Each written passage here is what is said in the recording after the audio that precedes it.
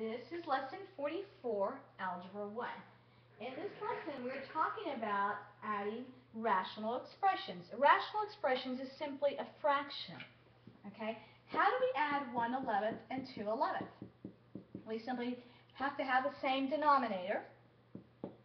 We keep that denominator and we add the numerators. It simply becomes 3/11. Yes? So this is the rule for adding fractions, is using with equal denominators. If you have the same denominator, you simply add the numerators and combine them. Now, can you do the same thing if you have variables? Yes, so you have 5a plus 6, that's a 6, plus a plus b over a plus 6, plus 3 over a plus 6. First of all, let's look at this. How many terms do we have? A term is separated by a plus or a minus.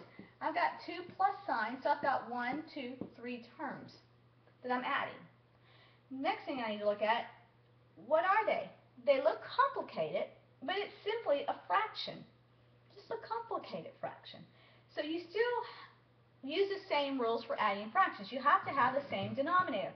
When you have the same denominator, you keep that denominator and you simply add the numerators. 5 plus a plus b plus 3.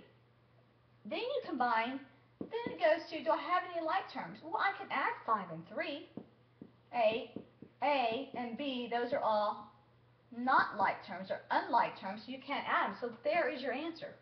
8 plus a plus b over a plus 6.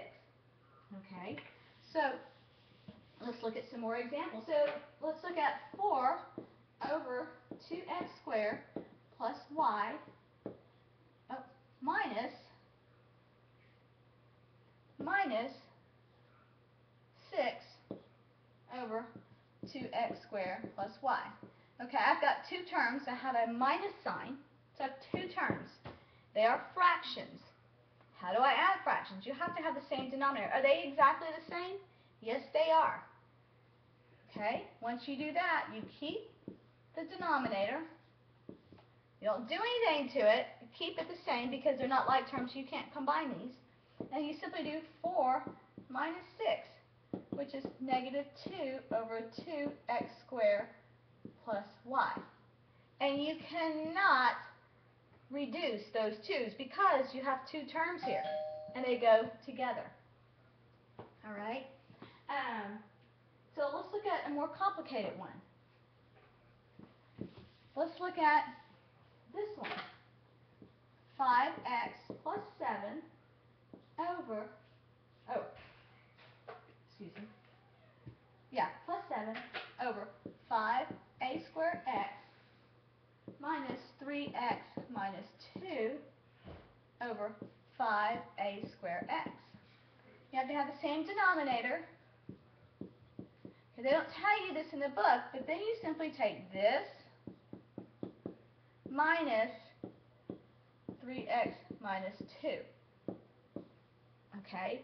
Now, I'm going to write over here because I have more room. So it's 5x plus 7. There's nothing to distribute. Positive 1. You have an implied negative 1 that has to be distributed to every term. So this is minus 3x plus 2 all over 5a squared x. And the book doesn't tell you that, but you need to make sure that when you have that minus here and you have more than one term, that minus is distributed all the way through when you put them under the same fraction bar. So then you combine terms, 5x and negative 3x are like terms. You have 2x plus 9 over 5a squared x. 5a squared x. That is your answer. Simple as that. Okay, so now we're going to talk about the different rules for solving equations. Well, you know the addition. You can add the same thing to both sides of the equation without changing it.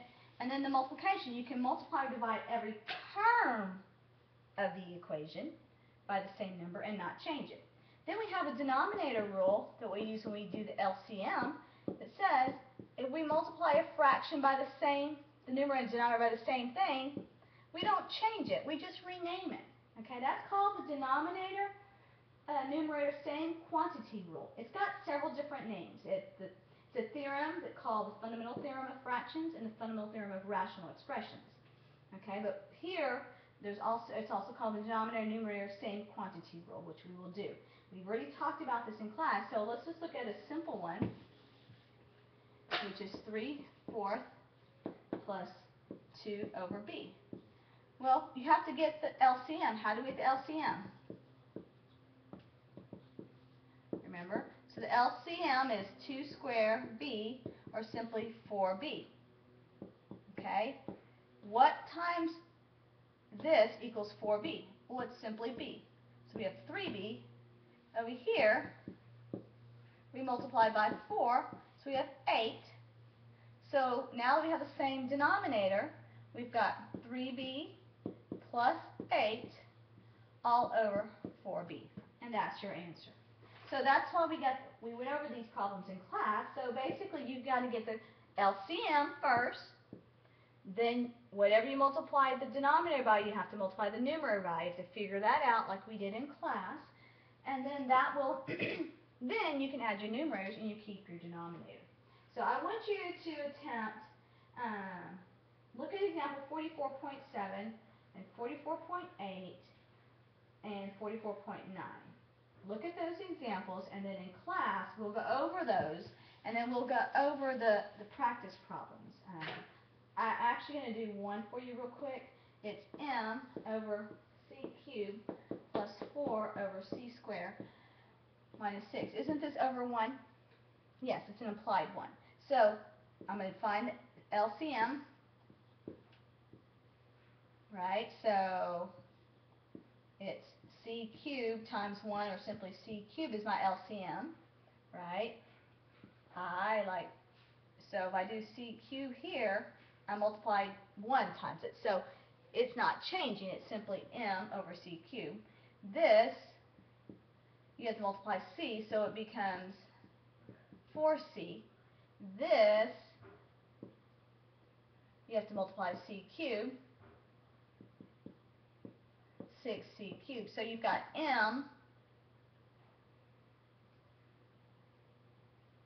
oops, no, we multiply times nothing, so it's just m, because it's 1.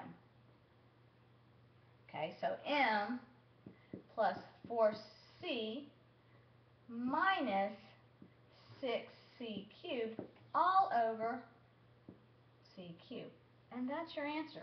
That's it. You don't do anything else to it and to simplify.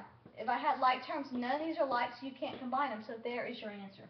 So it's just what we did in class. You find the LCM first. Remember we said this is, let's look at this one, 4 over c squared. We said the LCM is c cubed. What do we multiply by c squared to get c cubed? C. We have to multiply the numerator by the same thing. That's why we get 4c over c cubed. And that's why I like to do it vertically. The book will do it horizontally, but whenever you add and subtract fractions, you should always do it vertically, just so you make less mistakes. Okay? And the code for this lesson is 25 on the top of homework 42. The number 25 on homework 42.